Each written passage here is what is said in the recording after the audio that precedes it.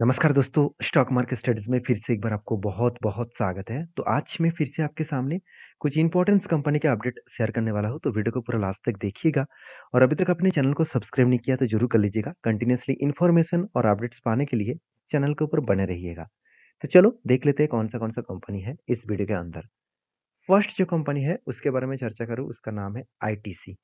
देखिए आईटीसी आप सभी जानते हैं, आईटीसी इंडिया के सबसे बड़ा एक एफएमसीजी कंपनी के नाम से जाना जाता है। मगर इस कंपनी का जो मेजर बिज़नेस है वो सिगरेट के ऊपर है। देखिए सिगरेट और तंबाकू प्रोडक्ट के ऊपर कंपनी के सबसे ज़्यादा रेवेन्यू जनरेट होते हैं और इस कंपनी के अलग-अलग बिज़नेस हैं, जैसे पेपर बोर्ड के ऊपर, साथ ही साथ साथ ही साथ पेपर पैकेजिंग के ऊपर, एग्रो केमिकल्स के ऊपर मतलब एग्रो बिज़नेस के ऊपर, होटल बिज़नेस के ऊपर, एफएमसीजी के ऊपर, तो अलग आईटी सेक्टर के ऊपर तो अलग-अलग कैटेगरीज़ के बिज़नेस कंपनी ओपन करके रखे हैं। एक बार एक रिपोर्ट आया था, उस रिपोर्ट में बताया गया था कि आईटीसी उसका जो आईटी सेक्टर है, उसको क्या करने वाला है, डीमर्ज करने वाला है। मतलब उसको अलग से मार्केट में लिस्टिंग करने वाला है। तो वो तो अभी तक फाइनली डिस्कशन नहीं किया गया। वो एक बार बातचीत हुआ था, फाइनली उसको अनाउंसमेंट नहीं किया गया, तो अभी तक उसका कुछ सिचुएशन नहीं बना। तो आईटीसी के बारे में एक ही बात कहूँगा कि आईटीसी के बारे में एक बात कहूँगा कि कंपनी के ऊपर जो मार्केट कैप है, वो करीबन 5,70,000 करोड़ के आसपास मार्केट कैप देखने को मिले।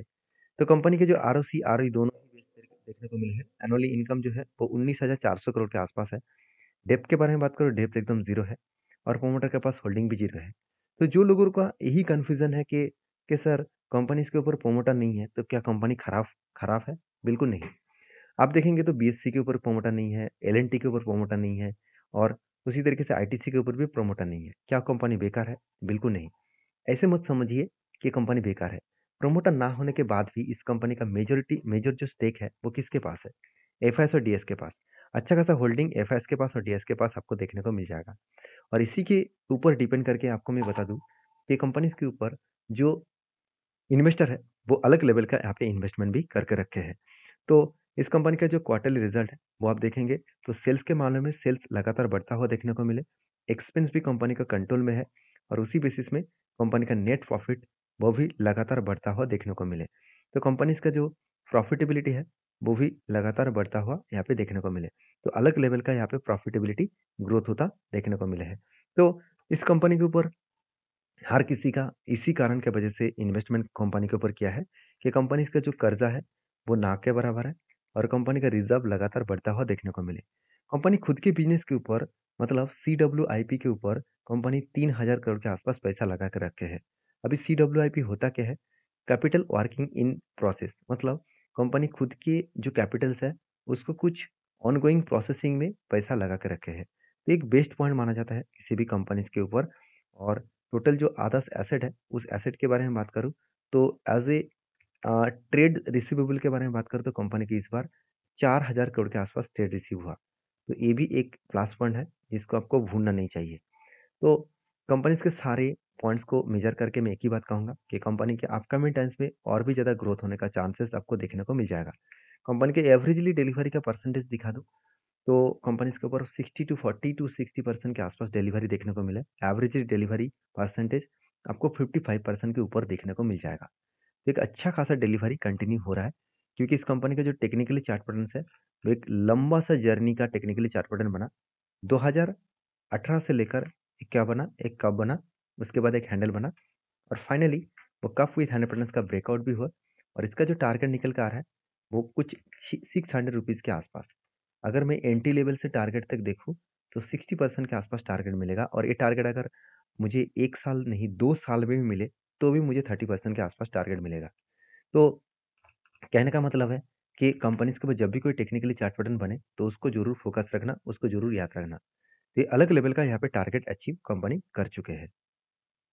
तो नेक्स्ट जो कंपनी है, उसके बारे में चर्चा करूँ, उसका नाम है टाटा स्टील। देखिए टाटा स्टील इंडिया के सेकंड लार्जेस्ट कंपनी है और इस कंपनी के सबसे खासियत पॉइंट है कंपनी का जो चेन सिस्टम बिजनेस है। मतलब चेन सिस्टम बिजनेस का मतलब क्या है, कंपनी खुद का जो मैन्युफैक्चरिंग है उससे लेकर माइनिंग से लेकर कंपनी का जो प्रोडक्शन है वो खुद करते हैं और उसके साथ साथ कंपनी सेल भी खुद करते हैं। तो ये जो साइकिल्स है इसको चेन सिस्टम कहा जाता है, मतलब कंपनी खुद ही सब कुछ करते हैं। माइनिंग से लेकर, मैन्युफैक्चरिंग से लेकर, प्रोसेसिंग से लेकर, उसके बाद डिस्ट्रीब्यूशन तक सारे काम कंपनी अकेला करते हैं। तो इसका एक बेस्ट पॉजिटिव पॉइंट्स भी देखने को मिलता है। और टाटा स्टील के ऊपर मैं एक ही बार कहूँगा, इस कंपनी के ऊपर हाई ग्रोथेबल चांस है आगे बढ़ने का, क्योंकि कंपनी के ऊपर मार्केट कैप जो है वो 1,66,000 करोड़ के आसपास है। और इस कंपनी देखिए धीरे-धीरे करके आगे बढ़ता है, क्योंकि कंपनी ग्लोबली मार्केट के ऊपर बहुत ज़्यादा इम्पैक्ट देखने को मिल जाता है। अगर ग्लोबली मार्केट में कुछ नेगेटिव सेंटीमेंट क्रिएट हो, तो टाटा स्टील के ऊपर स्टील स्टील कंपनी के ऊपर एक बहुत बड़ा प्रेशराइज देखने को मिलता है। इस इस कंपनी के ऊपर 1% का डेप्थ ऑफ इक्विटी है। सिर्फ यही कंपनी के ऊपर नहीं, अगर इस कंपनी के कंपटीटर के हिसाब से बात करूँ, तो JSW steel and Tata steel के बारे में बात करूँ, तो JSW steel and Tata steel दोनों में एक चीज़ आपको मैं बता दूँ कि कंपनीज़ के ऊपर दोनों के ऊपर ही कर्जा सेम टू सेम है। अभी कर्जा इतना क्यों ज़्यादा लिया गया, उसके बारे में यहाँ पे मैं डिस्कशन करूँ कि कंपनीज़ के ऊपर जो बिज़नेस है, वो बिज़नेस को आगे बढ़ाने के लिए जैसे आप देखेंगे, तो कंपनी का सीडब्ल्यूआईपी में कंपनी 35,000 करोड़ के आसपास पैसा लगा के रखे हैं। तो जब कोई कंपनी के ऊपर इतना ज़्यादा पैसा लगा के रखे हैं, तो कुछ ना कुछ वहाँ पे बड़ा होने का चांसेस है। उसके साथ-साथ कंपनीज़ के ऊपर और एक प्लस पॉइंट मैं ज़रूर कहूँगा कि कंपनीज़ के ऊपर जो फिक्स्ड एसेट है, वो भी लगातार बढ़ता हुआ देखने को मिले। अभी सीडब्ल्यूआईपी में अच्छा खासा पैसा लगा है और कंपनी को ट्रेड जो रिसीव हुआ, करीबन 6,700 करोड़ के आसपास, और 6,700 करोड़ के आसपास ट्रेड भी रिसीव हुआ। और बोरिंग्स के बारे में बात करूँ, तो कंपनी का जो कर्जा है उसके बारे में चर्चा करूँ, तो कंपनी का जो जो बोरिंग्स आप देखेंगे, लॉन्ग टर्म और शॉर्ट टर्म को मिलाकर करीबन 89,000 करोड़ के आसपास बोरिंग्स है। तो कंपनीज की ट्रेड कितना रिसीव हुआ, कंपनी का ट्रेड जो रिसीव हुआ आप देखेंगे तो करीबन 6,700 करोड़। तो कंपनी के जो मतलब जो ट्रेड्स पेबल है वो कितना है, 33,000 करोड़। तो 33,000 करोड़, उसके साथ साथ आप देखेंगे तो 7,000 करोड़, तो ऑलमोस्ट कंपनी का 40,000 करोड़ हाथ में पैसा होना चाहिए। क्या कंपनी का प्रॉफिट एंड लॉस में उतना पैसा है? बिल्कुल नहीं है। उल्टा कंपनी इस बार लॉसेस किए, तो जिसके चलते कंपनी ने क्या किया, कर्जा उठाया। तो लॉसेस इस बार जो हुआ कंपनी का खुद के बिजनेस के ऊपर नहीं हुआ। कंपनी जो अदर्स जगह पे कंपनी का इनकम आ रहा था, वहाँ से कंपनी का लॉसेस हुआ, तो जिसके चलते कंपनी का लॉस देखने को मिला। तो कंपनी का कोर बिजनेस मतलब मदर बिजनेस में कंपनी का अच्छा खासा प्रॉफिट हुआ, करीबन 20,000 करोड़ के आसपास। तो टाटा स्टील के ऊपर आप फोकस रखिए, क्योंकि इसके ऊपर इन्वेस्टर भी कंटिन्यू कर रहा है, चाहे प्रोमोटर्स हो, एफएसडीएस पब्लिक्स हो, हर किसी व्यक्ति ने इस कंपनी के ऊपर कंटिन्यू होल्डिंग को मेंटेन करा है। तो जब कंटिन्यू इस तरीके से होल्डिंग को मेंटेन किया जाता है, तो एक बिग और पॉजिटिव पॉइंट्स है इस कंपनी में आगे बढ़ने के लिए। तो डिलीवरी का जो परसेंटेज है टाटा स्टील के, उसके ऊपर बात करूँ तो कंपनी इसके ऊपर 40 टू 50% के आसपास डिलीवरी का परसेंटेज आपको देखने को मिला। और इस कंपनी के ऊपर जो टेक्निकली चार्ट पैटर्न्स बना वो कुछ इस तरीके से है, कप विथ 100 पैटर्न्स, और फाइनली ब्रेकआउट हुआ, और ब्रेकआउट यहाँ पे कंफर्मेशन भी हो गया। तो कंफर्मेशन होने के बाद नीचे रिटेस्ट किया, और इसी सपोर्ट को वो रिटेस्ट किया, और उसके बाद देखिए फिर से वो रिकवरी करना स्टार्ट किया। और मैंने आपको ये भी बताया, यहाँ पे स्ट्रॉन्ग एक रेजिस्टेंस है, इस रेजिस्टेंस को फेस करने के बाद थोड़ा सा यहाँ पे होल्ड कर सकते हैं। उसके बाद अगर ब्रेकआउट करे तो यहाँ पे टारगेट बनेगा। तो टारगेट एंट्री लेवल से अगर टारगेट बनेगा तो 18% के आसपास टारगेट बनेगा। जो टारगेट निकल के आ रहा है 147 के आसपास, जो टारगेट लेकर मैं चल रहा हूँ। तो आपके क्या राय है इस कंपनी के ऊपर, जरूर मुझे कमेंट्स करके बताना। तो नेक्स्ट जो कंपनी है उसके बारे में चर्चा करूँ, उसका नाम है ओलेक्ट्रा गिनटेक। देखिए ओलेक्ट्रा गिनटेक के बारे में बात करूँ तो कंपनीज के ऊपर हर किसी का नज़र है, क्योंकि गवर्नमेंट भी एक बड़ा अनाउंसमेंट कर चुका है। करीबन 10,000 बासेस का ऑर्डर देने वाले हैं, और 10,000 बासेस का जो ऑर्डर मिलेगा वो 3 कंपनी को मिलेगा। एक है अशोक लेलैंड, दूसरा है टाटा मोटर्स, और तीसरा है ओलेक्ट्रा गिनटेक। इस तरीके से कुछ 3 कंपनीज को ऑर्डर्स मिलने वाले हैं। और इस बसेस का जो ऑर्डर्स मिलेगा वो बहुत ज़्यादा कंपनी का ग्रोथ ज़रूर देंगे, क्योंकि एक रिपोर्ट में आपको बता रहा था कि 33% से भी ज़्यादा जो इलेक्ट्रिक गाड़ियाँ हैं, इलेक्ट्रिक जो व्हीकल्स हैं, वहाँ पे बस है, ट्रक है, मतलब टू व्हीलर्स है, फोर व्हीलर्स है, सब कुछ मिलाकर 33% टोटली गाड़ियाँ, ईवीज़ जो गाड़ियाँ हैं वो चाइना में चलते रहते हैं। मतलब चाइना में 30%, 33% के आसपास ईवीज़ गाड़ियाँ हैं, और इंडिया में इसका परसेंटेज है वो 3.5% के आसपास। तो कितना बड़ा गैप है आप देख सकते हैं। इस गैप को आज नहीं तो कल वो फिलअप करेगा। तो वो फिलअप जब करेगा तो सोचिए जितने सारे इस सेक्टर के ऊपर काम कर रहे हैं, उस सेक्टर का, उस कंपनी का कितना ज़्यादा ग्रोथ होने का चांसेस है। तो पहले ही तो ओलेक्ट्रा किंटेक एक धमाका परफॉर्मेंस कर चुके हैं, हर किसी को तगड़ा रिटर्न दे चुके हैं। 1 साल में 130%, 3 साल में 125%, 5 साल में 45%, 10 साल में 63% के आसपास कंपनी ऑलमोस्ट रिटर्न दे चुके हैं। तो कंपनी का सेल्स का ग्रोथ, कंपनी का प्रॉफिट का ग्रोथ और रिटर्न ऑफ इक्विटी सब कुछ आपको कुछ इस तरीके से पॉजिटिवली देखने को मिलेगा।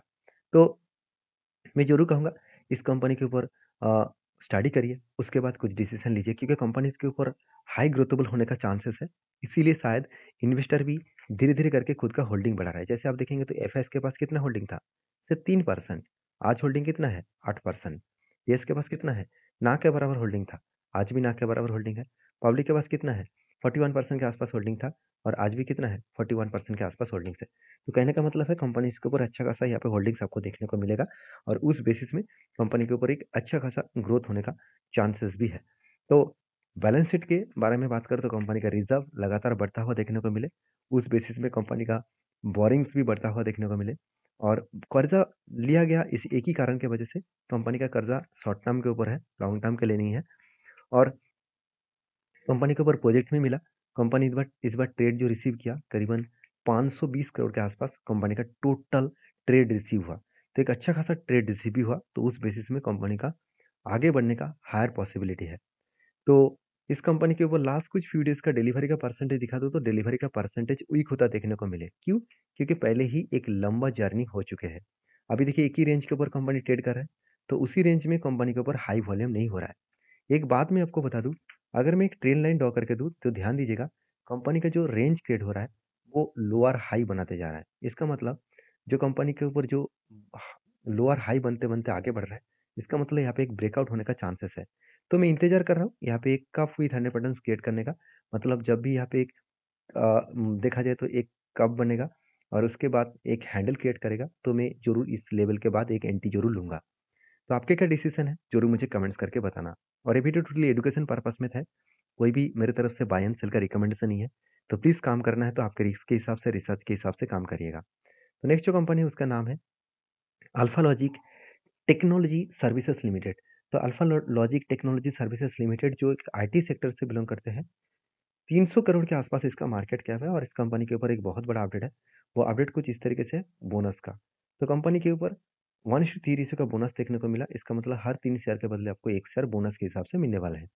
ये था कुछ कंपनीज का अपडेट। वीडियो में अगर जानकारी अच्छा मिले तो प्लीज़ लाइक करना, दोस्तों के साथ भी शेयर करना, चैनल को भी सब्सक्राइब करना। मिलते हैं नेक्स्ट वीडियो में, तब तक के लिए अच्छे से रहिए, अपने ख्याल रखिए। धन्यवाद।